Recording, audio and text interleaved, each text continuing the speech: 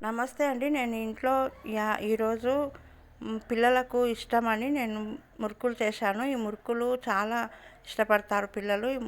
చాలా టేస్ట్‌గా ఉంటాయి. షాప్‌లో కొంటారు కొనిస్తారు కానీ అవి పిల్లలకి అంత మంచిది కాదు. అంత హెల్తీ ఫుడ్ కాదు. షాప్‌లో ఆయిల్‌లు మళ్ళీ మళ్ళీ కాలుస్తారు కాబట్టి కాల్చిన ఆయిల్ తోటే మళ్ళీ చేస్తారు. అది ఆరోగ్యానికి మంచిది కాదు. ఇది ఎలా చేయాలో చూపిస్తాను. బియ్యం ఒక 2 కిలోల బియ్యము తీసుకున్నాను. ఈ 2 కిలోల బియ్యం తీసుకొని బాగా కడగాలి. కడిగి ఒక 5-6 గంటలు నానబెట్టిన తర్వాత ఆ నీళ్ళన్నీ వంచేసి మళ్ళీ మంచినీళ్ళు పోసి మళ్ళీ కడగాలి. మళ్ళీ బాగా కడగాలి. 2-3 సార్లు కడగాలి. కడిగిన తర్వాత ఆ వాటర్ అంతా ఒక ఆ వాటర్ అంతా తీసేసి ఆరబెట్టాలి. బాగా పొడిగా ఆరాలి. పచ్చి పచ్చిగా ఉండకుండా బాగా పొడి పొడిగా ఆరిన తర్వాత ఒక బౌల్లోకి తీసుకొని ఒక స్టవ్ మీద ఒక బాండి పెట్టి ఆ బాండిలో కొంచెం సేపు చిన్న మంట పైన వేగనివ్వాలి. ఇది కొంచెం వేగితే చాలా టేస్ట్‌గా ఉంటుంది. మురుకులు చాలా బాగుంటాయి. ఈ పద్ధతిలో చేస్తే అందరూ ఎన్నో రకాలుగా చేస్తారు. నేను ఎప్పుడెప్పుడు ఇలా చేస్తుంటాను. వేరే రకంగా కూడా చేస్తాను కానీ ఇప్పుడైతే ఇట్లా చేస్తున్నాను. ఇది బాగా ఆరిన తర్వాత ఈ బియ్యంలోకి ఈ మినపప్పు ఒక గ్లాసు మినపప్పు తీసుకొని ఆ మినపప్పును కూడా కొంచెం సేపు వేగనివ్వాలి. ఇది చాలాసేపు అవుతుంది కాబట్టి స్టవ్ పక్కనే ఉండి మీడియం ఫ్లేమ్లో పెట్టి చాలాసేపు మాడకుండా దోరగా వేయించుకోవాలి. మరీ ఎక్కువగా ఉండొద్దు, మరీ తక్కువగా ఉండొద్దు. దోరగా వేయించుకొని బియ్యంలో ఇవి కలిపి కొంచెం సేపు చల్లారాలి. చల్లారిన తర్వాత పట్టియాలి. అలాగే శనగపప్పు కూడా 2 కిలోలు తీసుకొని పట్టిస్తున్నాను. అలాగే ఒక కప్పు పుట్నాల పప్పులు మిక్సీ జార్లో వేసి మెత్తగా పొడి చేసుకోవాలి. పొడి చేసుకున్న పుట్నాల పప్పును ఒక బేషన్ గిన్నెలోకి వేసుకోవాలి. బేషన్ గిన్నెలోనే పిండి కలుపుతాను కాబట్టి కొంచెం పెద్ద వెడల్పుగా ఉన్న బేషన్ గిన్నెలో వేసుకొని కలపడానికి వీలవుతుంది కాబట్టి బేషన్ గిన్నెలో వేసుకొని ఈ మొత్తం పిండిని బలం పట్టించిన తర్వాత అదంతా ఒకటేసారి చేయకుండా ఒక 2-3 సార్లకైనా వస్తుంది కాబట్టి అప్పుడప్పుడు చేయాలనుకున్నప్పుడు కొంచెం కొంచెం తీసుకొని చేసుకోవచ్చు. నేను ఈ 4 కప్పుల బియ్యం పిండిని ఒక 4 కప్పుల శనగపిండిని ఈ 4 కప్పులకు ఈ 4 కప్పుల శనగపిండిని వేస్తున్నాను. చాలా టేస్ట్గా ఉంటుంది ఇలా చేసినట్లయితే. కొంతమంది శనగపిండి వేయకుండా బియ్యం పిండి పుట్నాల పప్పులతో కూడా చేస్తారు, మినపప్పులతో కూడా చేస్తారు. కానీ ఇలా చేసినట్లయితే రుచి వేరే రకంగా ఉంటుంది. చాలా టేస్ట్గా ఉంటుంది. ఇంట్లో పెద్దవాళ్ళు కూడా తినొచ్చు. పండ్లు నొప్పులు ఉన్నవాళ్ళు కూడా ఇవి మెత్తగా ఉంటాయి కాబట్టి మంచిగా తింటారు. ఈ పిండి కలుపుకొని ఈ పిండిలో కొన్ని నువ్వులు వేసుకోవాలి. తగినంత సాల్టు,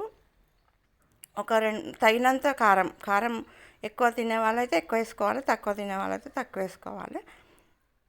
కారం వేసుకోవాలి. కారం అయిన తర్వాత అల్లం వెల్లుల్లి పేస్ట్ మాత్రం అప్పటికప్పుడు దంచుకొని వేసుకుంటేనే టేస్ట్ వస్తుంది. మెత్తగా ఉండాలి అల్లం వెల్లుల్లిపాయ పేస్ట్. మెత్తగా చేసుకొని అది కూడా వేసుకొని పసుపు, కొంచెం జీలకర్ర, కొంచెం ఇట్లా నలిపి వేసుకోవాలి. జీలకర్రను వామ ఉంటే వామ వేసుకోవచ్చు. నేను వామ అయితే వేస్తలేను. అంతా కలపాలి. బాగా కలిపితేనే మధ్య మధ్యలో కారం, ఉప్పు అట్లా కాకుండా అంతా ఒకటే రకం టేస్ట్ వస్తాయి. ముందు మాత్రం పిండిని బాగా కలుపుకోవాలి. మొత్తం అంతా కలిపిన తర్వాత కొంచెం స్టవ్ మీద ఒక 3-4 స్పూన్ల వేడి నూనె ఆయిల్ని వేడి చేయాలి. వేడి చేసి ఆ ఆయిల్ ఈ పిండిలో వేసుకొని గరిటెతో కలపాలి. చేతితో కలిపితే కాలుతుంది కాబట్టి మళ్ళీ బాగా కలపాలి. కలిపే వరకు మళ్ళీ వాటరు కొంచెం ఈ పిండికి సరిపోయినన్ని వాటరు మళ్ళీ స్టవ్ మీద పెట్టుకోవాలి. ఆ వాటర్ వేడయ్యేంత వరకు బాగా కలుపుకోవాలి. బాగా ఎంత కలిపితే అంత టేస్ట్ వస్తుంది కాబట్టి బాగా అంతా కారం, ఉప్పు, అల్లం వెల్లిపాయ పేస్టు అంతా కలిసే వరకు పిండిని కింది నుంచి పైకి, పై నుంచి కిందికి బాగా కలుపుకోవాలి. కలుపుకున్న తర్వాత ఈ వేడి వాటర్ని పోసుకోవాలి. వేడైన తర్వాత చూసుకొని కొంచెం మసలాలి.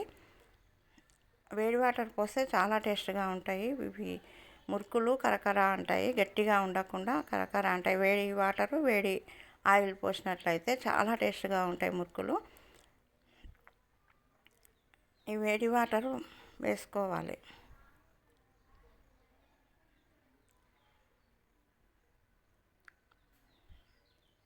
వేసుకొని కాలుతుంది కాబట్టి ఇది కూడా కొంతసేపు గరిటెతోటే కలపాలి. బాగా కలిపి కొంతసేపు అలాగే కొంచెంసేపు ఉంచి స్టవ్ మీద బాండి పెట్టి ఆయిల్ బాగా కాలే వరకు ఇది బాగా కలుపుకోవాలి. ఈ పిండి ఎంత కలుపుకుంటే అంత టేస్ట్ వస్తుంది. పిండిని బాగా కలపాలి. ఒక గిన్నెలో చల్ల వాటర్ తీసుకొని వాటర్ పోసుకుంటూ బాగా ఇలా ముద్దలాగా కలపాలి. మరీ మెత్తగా ఉండొద్దు, మరీ గట్టిగా ఉండకుండా బాగా ఇలా కలుపుకోవాలి. మనము ఈ మురుకులు చేసే పాత్రలో పెట్టుకోవాలి. గిద్దలు అంటారు మా సైడు. దీంట్లో పెట్టుకొని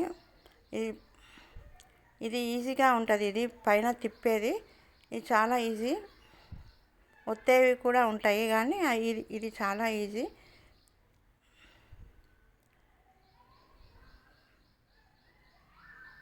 ఇలా తిప్పుకోవచ్చు. దీంతో మురుకులు ఈజీగా చేయొచ్చు.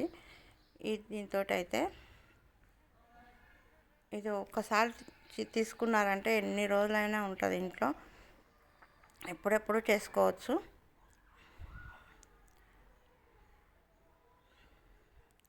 ఇవన్నీ ఒక ప్లేట్లలో నేను ఒకసారి ఒత్తుకొని మళ్ళీ ఒత్తుతున్నాను, మళ్ళీ పెట్టుకొని మళ్ళీ చేస్తున్నాను.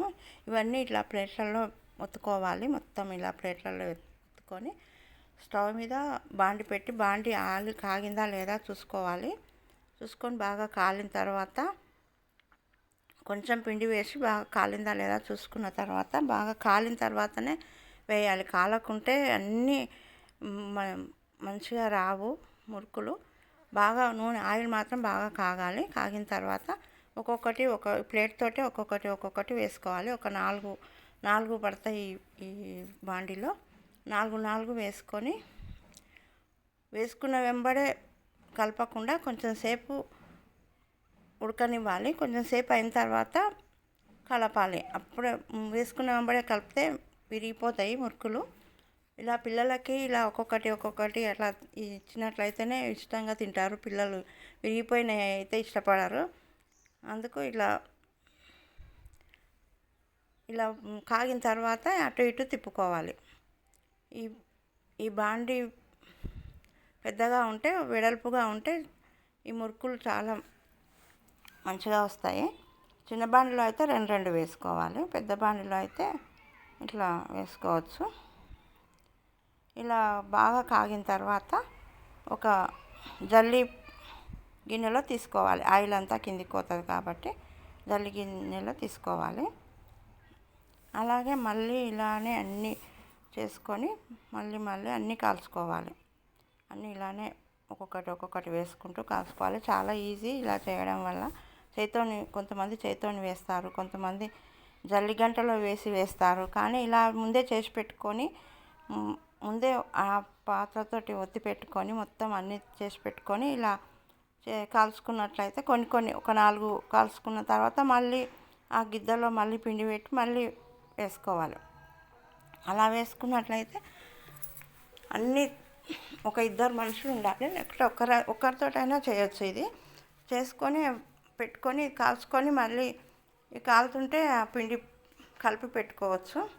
చాలా ఈజీ. ఒక్కరున్నా చేసుకోవచ్చు. ఇది ఇద్దరుంటే ఇంకా కొంచెం ఈజీ అనిపిస్తుంది. ఇలా బాగా కాల్చుకున్న తర్వాత అన్నీ ఇలా మంచి రౌండ్గా చేసుకోవాలి. ఇలా చేసుకున్నట్లయితే పిల్లలు చాలా ఇష్టపడతారు. ఇచ్చినప్పుడల్లా ఒక్కొక్కటి ఇవ్వచ్చు పిల్లలకి. తీసుకున్నప్పుడల్లా ఒకటి తీసుకొని తింటారు కాబట్టి ఇలా అన్నీ ఇలానే చేసుకోవాలి. మంచిగా కాల్చుకోవాలి. మంచిగా కాలకుంటే కూడా టేస్ట్గా ఉండవు కాబట్టి స్టవ్ పక్కనే ఉండి అటు ఇటు తిప్పుకుంటూ కాల్చుకోవాలి. చాలాసేపు కాలే వరకు మంచిగా కాల్చుకున్నట్లయితే చాలా టేస్ట్గా ఉంటాయి. పిల్లలు బయటివి అడగకుండా చేయాలి. ఇంట్లోనే ఇలా చేసి పెట్టినట్లయితే ఇది వేరే స్టీల్ది ఇంకో పాత్ర, ఇది వేరే రకం వస్తాయి.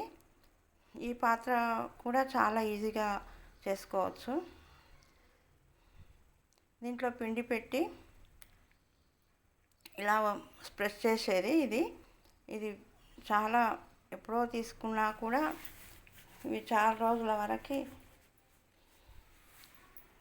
ఉంటాయి. ఇంట్లో ఒకసారి తీసుకున్నట్లయితే చాలా ఉంటాయి. ఇలా ప్రెస్ చేసినట్లయితే ఈజీగా వస్తాయి. ఇవి కూడా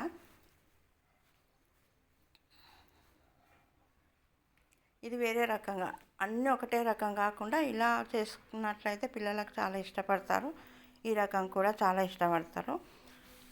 ఇవి కూడా ఆయిల్లో వేసి ఇవి చాలాసేపు కాల్చాలి.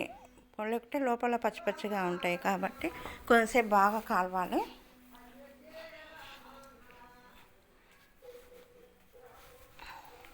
కాల్చే వరకు బాగా స్టవ్ దగ్గరనే ఉండి కాల్చుకోవాలి. బాగా కాలిన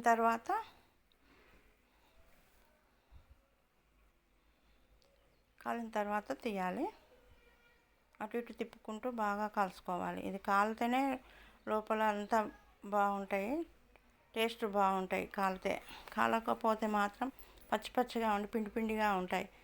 పిల్లలు ఇష్టపడరు.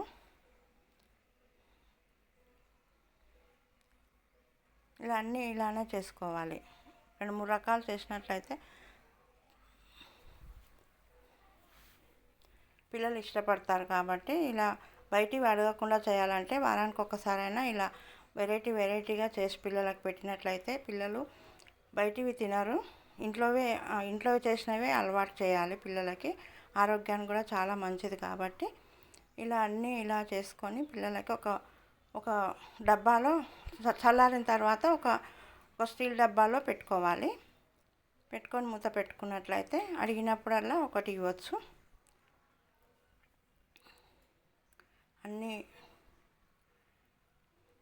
ఈ వీడియో మీకు నచ్చినట్లయితే లైక్ చేయండి, షేర్ చేయండి, సబ్స్క్రైబ్ చేయండి. ఇలానే మీరు కూడా చేసుకుంటారనే ఉద్దేశంతో నేను చూపిస్తున్నాను.